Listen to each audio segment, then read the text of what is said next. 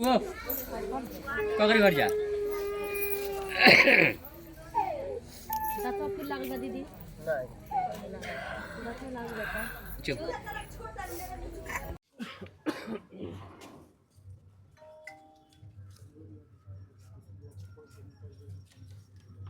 Paper की तो और आवश्यकता हो सकता है। इस तरीके की कोई दिक्कत हुई हो। अब क्या हुआ है इसके बारे में जानकारी नहीं है।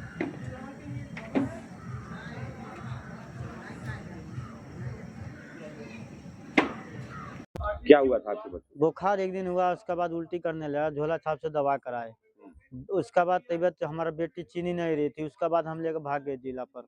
वहाँ गए हम प्रधान जी के लिए, आगे प्रधान जी सब कुछ किए, वहाँ भर्ती नहीं कर रहे थे, प्रधान जी बहुत बोले तब जाकर भर्ती किए। उसके बाद जब इलाज कराए तो जब खोज रहे थे दवा चढ़ा दिए, बोतल चढ़ा दिए, जब बोतल खत्म हो जा रही थी बार बार बुलाने जा रहे थे, कोई आ ही नहीं रहा था। अभी आ रहा हूँ, अभी आ रहा हूँ, ऐसे करते करते हमको परेशान कर दिया। हमारे बेटी की इंतकाल हो गई। उसके बाद एक बेटी हमारे भेज दिया गोरखपुर, वहाँ गए तो आज वो हमारी बेटी वो गुजर गई। अब क्या कर सकते हैं सर, कोई सुनवाई नहीं है। टीका उका लगा था बच्चों को? हाँ सब टीका लगा है, समय समय पे टीका सब लगता था? समय समय पे टीका लगा, एक भी टीका नहीं छुड़वाए हम। मच्छर का दवा का छिड़काव होता था? नहीं हो रहा था। आज हमारे घर मरण पड़ी है तो आज यहाँ दवा छिड़काया गया है। इसके पहले कभी नहीं हुआ था? इसका पहले बहुत हुआ था, 10 साल पहले हुआ था, इससे पहले नहीं हुआ था। आपके बच्चों की किस वजह से मौत हुई है, डॉक्टर बताया था आपको? कुछ नहीं बताया सर। बहुत पूछा, कोशिश किया, रिपोर्ट भी मांग रहे थे, रिपोर्ट नहीं दिए थे। बस ले जाइए, गेट पास ले जाइए, कोई आप पुलिस पासन पूछेगा तो ये दे देना। उसके बाद कुछ नहीं बोले हैं, कुछ नहीं बोले हैं।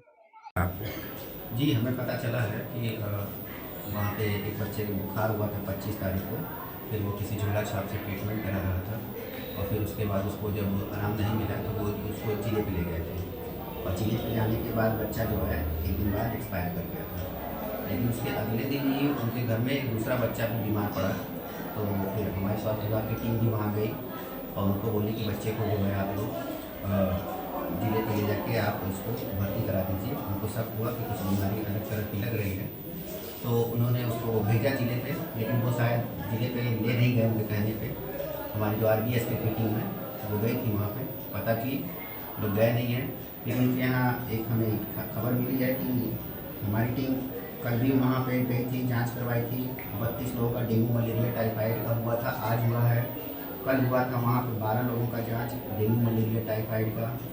और जिले की भी टीम आई थी, जिले की टीम ने भी उनसे पूछताछ की है। हमारी वन और इंडिया की भी टीम गई थी, तो इस जांच पड़ताल में पता चला है कि जो बच्चों की दुखद मृत्यु हुई है उसमें एक बच्चा जिला अस्पताल पे हुआ है, एक बच्चा जो है फिर जिला अस्पताल से रिफर हो गया था BRD मेडिकल कॉलेज से, फिर उसकी वहाँ पे अनफॉर्चुनेट डेथ हो गई है और उसके विसरा प्रिजर्व किया गया है। और अभी जांच आया नहीं है, जांच वहाँ से विसरा का रिपोर्ट आने के बाद पता चलेगा कि कौन सी बीमारी।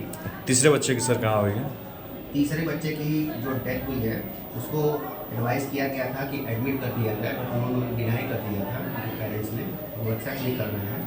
और तीसरे बच्चे की जो डेथ है वो भर्ती कराया नहीं थे, घर पे ही हो गई है।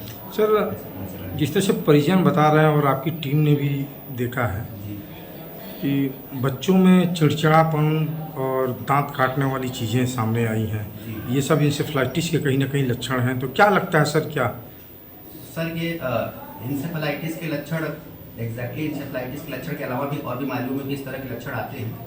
अगर किसी भी तरह का कोई और वायरस या कोई और बुखार है जो लगातार बना रहता है तो भी ब्रेन जो है कॉम्प्रोमाइज हो जाता है, तब भी चिड़चिड़ापन, दांत काटना, हाथ पैर हिलना हो जाता है। जब तक प्रूफ नहीं होता है कि उसमें वायरस डिटेक्ट हुआ है तो इंसेफेलाइटिस नहीं कह सकते हैं। Thank you sir.